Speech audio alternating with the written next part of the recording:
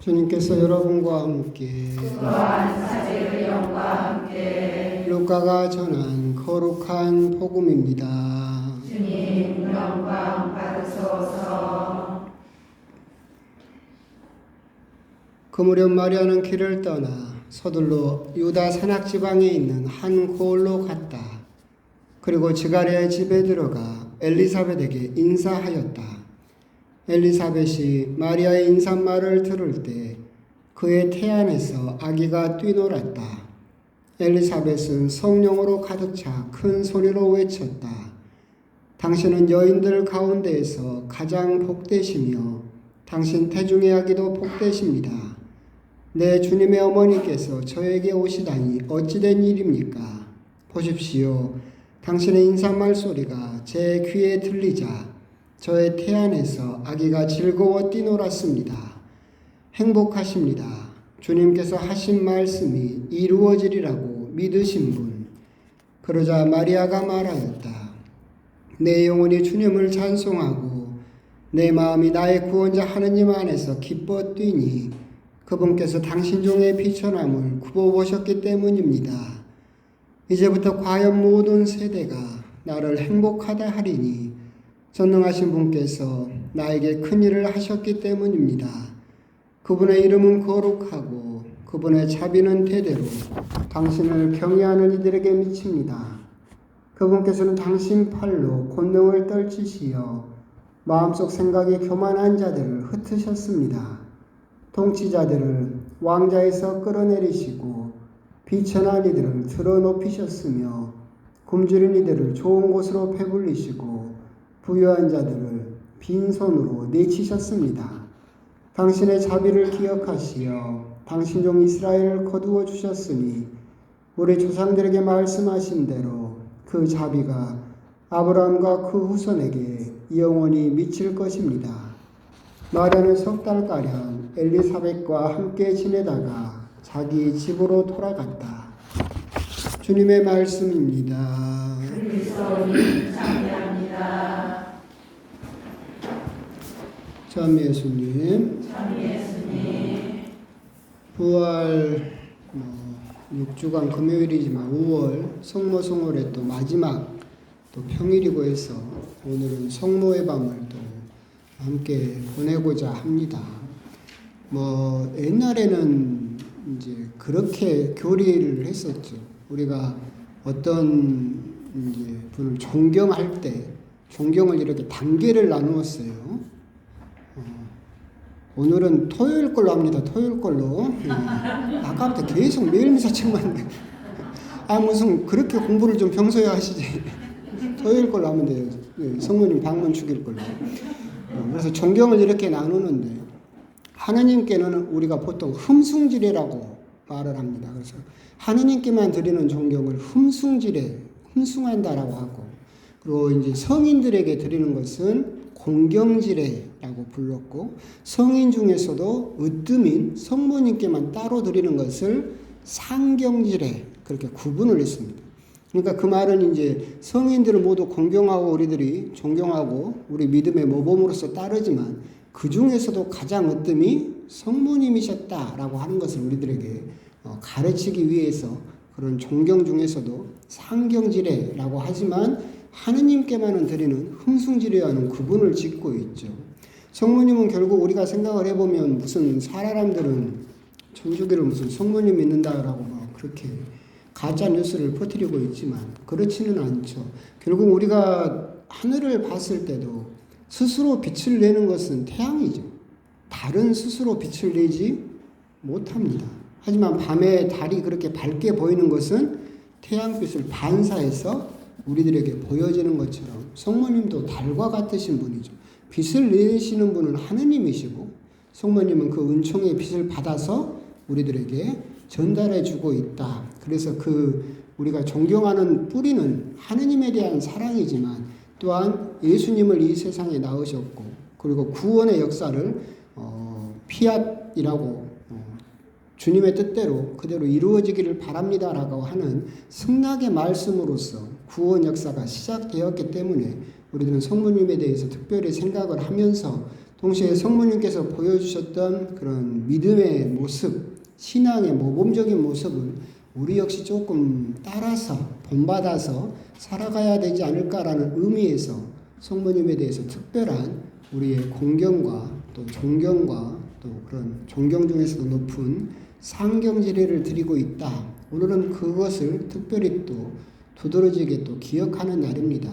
성모님은 이제 우리가 이야기를 할 때 우리 교회가 본받아야 될 모습으로 많이 이야기를 하고 있는데 성모님께서 보여주셨던 가난한 모습, 그리고 순명하셨던 모습, 그리고 당신의 아들이 죽어가던 십자가 밑에서까지도 끝내 믿음을 잃지 않았던 그 굳은 믿음의 모습, 이것을 우리 교회 역시도 끊임없이 변함없이 가지고 있어야 된다. 그래서 우리 교회의 모범으로서, 교회의 또 상징으로서 성모님에 대한 그런 이야기를 많이 하고 있고, 우리 교회 역시도 성모님의 그런 모습을 받아서 가난한 교회, 그리고 순명하는 교회, 그리고 믿음으로 흔들리지 않는 교회의 모습을 변함없이 유지해야 된다라고 하는 것이 우리 또 교부들과 신앙 선조들의 가르침이었다라고 그렇게 또 기억하셨으면 좋겠습니다. 성모님께서 하셨던 수많은 일들 중에서 오늘은 두 부분만 우리가 한번 기억을 해봤으면 좋겠습니다. 성모님께서 이제 많은 일들을 우리들에게 하셨지만 우리가 또 기억을 해볼 때 예수님께서 십자가 위에 계시면서 십자가에서 이제 말씀을 하시면서 사도 요한이 옆에 오고 어머니가 또 앞에 계셨는데 사도 요한에게 그렇게 이야기를 하죠. 이분이 너의 어머니시다 라고 이야기를 합니다. 요한은 요한복음에서 예수님께 특별히 사랑받는 제자라고 불리지만 요한이 상징하는 바는 하느님께서 사랑하는 모든 신자들을, 여러분들을, 평신도를 상징하고 있다라고 또 해석이 되어지고 있고, 그렇기 때문에 사도 요한에게 이분이 너의 어머니시다 라고 하면서 말씀하신 것은 결국 우리 믿음의 어머니가 성모님이시다 라고 하는 것을 또한 우리들에게 가르쳐주고 계신다. 그렇기 때문에 우리들의 믿음의 어머니, 또 우리가 본받아야 될 어머니로서 성모님에 대한 믿음을 우리가 또 생각해 볼 필요가 있겠다. 십자가 위에서 하셨던 그 광경을 우리가 또 묵상을 해볼 필요가 있고, 우리 믿음의 어머니로서 또한 우리가 존경할 필요가 있겠다. 사실은 우리가 성인전을 숱하게 보지만 거기에 공통적으로 있던 그 말씀이 뭐였느냐면 성모 신심이 투철하지 않은 성인은 한 명도 없었다라는 이야기가 있습니다. 그러니까 우리들은 하나님을 믿고 예수님을 믿지만 우리가 또 그것은 신학적인 부분이고 교리적인 부분일 수도 있겠지만 우리들은 또 어떤 어머니를 찾는 그런 모습들이 있겠죠. 요즘도 그러잖아요. 요즘 고향이 있습니까? 하도 옛날에는 한 군데 사니까 고향이 있었지만 요즘 명절 된다고 고향 갑니까? 그러지는 않을 것 같아요. 여러분들의, 우리들의 고향은 어디냐라고 곰곰이 따져보면 어머니가 계신 데가 고향이죠. 그렇게 이제 바뀌었잖아요.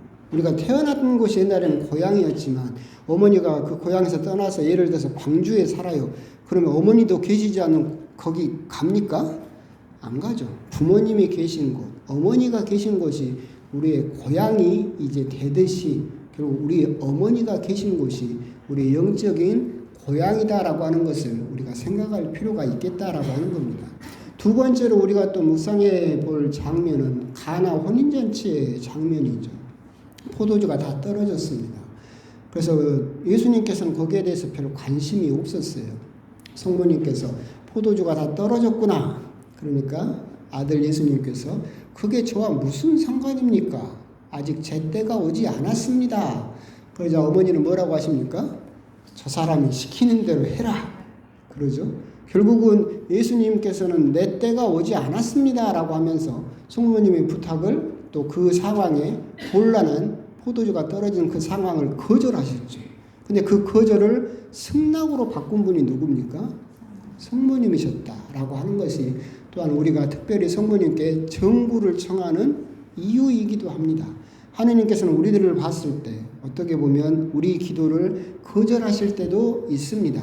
하지만 우리가 성모님에게 정구를 청하는 이유는 하느님의 그 거절을 승낙으로 다시 바꾸실 수 있는 분이 성모님이시고 어머니이시기 때문에 우리들은 성모님에게 정구라고 하는 것은 나의 간구를 전달한다라는 뜻입니다. 정구를 청하고 있다라고 하는 그런 가나 혼인에서 보여주셨던 성모님의 그 역할에 대해서도 우리를 생각해 볼 필요가 있겠다라고 하는 겁니다. 성모의 밤, 우리의 어머니이시고 우리의 정구를 하느님께 전달해 주시면서 아들이 또 거절한다 하더라도 그 거절을 우리들을 위해서 우리들의 곤란한 처지를 생각해서 바꿔주실 수 있다라고 하는 그 희망 안에서 오늘 성모의 밤에 특별히 여러분들이 성모님께 또한 여러분들이 바라는 것을 기도하시고 정구하셨으면 좋겠습니다. 그러면서 우리들은 성모의 밤을 지내면서 선물을 2가지를 준비를 했죠. 초와 장미꽃을 준비를 했습니다. 초를 준비하는 이유는 또 초를 봉헌하는 이유는 그걸 겁니다. 초라고 하는 것은 자기 자신을 태워서 주변을 밝히죠. 결국은 자기 자신을 희생해서 다른 사람을 이롭게 하는 모습, 그렇기 때문에 예수님의 상징으로 초는 또 여겨지고 있죠. 그렇기 때문에 우리가 부활 때나 성탄 때나 불을 끄면서 빛으로 오신 예수님을 기억하는 것도 그 탓입니다. 결국 우리가 초를 성모님께 봉헌한다라고 하는 것은 예수님께서 당신 자신을 희생해서 우리들을 살려내셨듯이 우리 역시도 내 자신을 희생해서 또한 내 주변을 밝히겠다라는 의지를 봉헌하는 겁니다. 그냥 무턱대고 초 켜가지고 그냥 성모님께 드리는 것이 아니라 여러분들이 초를 봉헌할 때는 거기에 그 마음을 담으셨으면 좋겠어요. 내가 어떤 것을 희생해서 내 주변을 조금이라도 환하게 밝힐 것인가? 시간이 되었든 노력이 되었든 뭐가 되었든 내가 어떤 부분을 희생해서 내 가족과 내 주변 사람들에게 얽혀있는 어둠을 몰아내고 그 사람들에게 다시 미소를 찾아주고 그 사람들에게 웃는 얼굴을 보여줄 수 있다라고 하는 그런 여러분들의 희생을 담아서 그런 각오를 담아서 성모님께 봉헌하셨으면 좋겠다. 자기 자신을 녹여서 주변을 밝히는 그 초를 봉헌하는 의미가 그것이다라고 하는 겁니다. 또한 우리가 장미꽃을 성모님에게 봉헌합니다. 5월 또 장미가 제일 많이 피어서 장미꽃을 성모님께 봉헌한다. 그런 의미는 아닙니다. 성모님께서 우리가 승천하셨다라고 하는 몽소 승천, 하늘에 불러 올리심을 받으셨다라고 할 때 성모 승천기를 보게 되면 성모님의 관을 열었을 때 그 관 속에 성모님의 시신은 없었고 무슨 꽃만 가득했다? 장미꽃만 가득했다라고 되어 있고 그래서 우리들은 장미를 성모님에게 또한 봉헌하고 있다. 이 장미는 그냥 허투루 있는 것이 아니라 구약 성경에 유대인들의 그런 내려오는 전승을 보면 그런 이야기도 있습니다. 그 에덴 동산에서 아담과 하와가 쫓겨날 때 하느님께서 거기에 천사를 보내서 지키게 하면서 떠나는 아담에게 장미꽃 한 송이를 건네줬다는 유대인들의 전설이 있습니다. 하느님께서 아담에게 왜 장미꽃 한 송이를 전달했을까? 장미가 가진 가시는 아담이 저지른 죄를 상징합니다. 가시에 찔리면 아프죠. 그러니까 장미가 지닌 그 가시는 네가 저지른 죄를 떠올려라. 하지만 장미가 가진 아름다움과 거기서 풍기는 그런 향기, 이것은 네가 쫓겨난 낙원을 다시 떠올려라. 에덴 동산을 다시 회상해라 라는 의미로 장미꽃을 아담에게 줬다라는 전설이 있는 것처럼 그렇게 초세기부터 계속해서 성모님과 장미는 연결되어 있었다라고 하는 겁니다. 결국은 우리가 성모님에게 장미꽃을 봉헌한다는 의미는 아까 여러분들이 다 매듭을 달았죠? 그런 것처럼 여러분들이 이제 바라는 것을 성모님에게 정구를 청하면서 봉헌하는 겁니다. 초는 나의 각오를 봉헌하는 거라면 꽃은 성모님께 은총을 청하면서 정구를 청하면서 드리는 것이 또한 장미꽃이다라고 생각을 하시면 좋겠고 그래서 성모의 밤 여러분들이 초와 그리고 꽃을 봉헌하실 때 의뢰 그냥 봉헌해야 된다라고 생각하지 마시고 지금 초를 잡고 한번 곰곰이 묵상을 해보십시오. 내가 어떤 걸 희생해서 내 가족과 내 성당과 내 주변을 미래를 조금이라도 밝게 비출 수 있을까? 내가 어떤 것을 봉헌하겠습니다. 라고 그런 마음다짐을 한번 초에다가 담아 보셨으면 좋겠고, 장미꽃은 리본으로 다 묶으셨듯이 성모님, 제가 바라는 이것을 하느님에게 꼭 전달하셔서 꼭 들어주시기를 바랍니다. 어머니의 사랑으로, 어머니의 그 힘으로 예수님께서 거절하신다 하더라도 그 거절을 승낙으로 바꿀 수 있는 그런 은총을 청하면서 그 장미꽃에도 여러분들이 바라는 청원과 또 바램들을 담아서 여러분들의 마음을 담아서 그렇게 정성껏 봉헌하셨으면 좋겠고, 그 모든 것들이 성모님의 사랑과 또 은총 안에서 이루어지리라 라고 여러분들이 믿으신다라고 한다면 그 믿음이 반드시 이루어질 것이다 라고 하는 그런 희망을 또한 가져보셨으면 좋겠습니다. 잠시 여러분들께서 초와 꽃에 여러분들의 결심과 여러분들의 기원, 청원을 한번 곰곰이 한번 담아 보시기를 바라겠습니다. 아멘.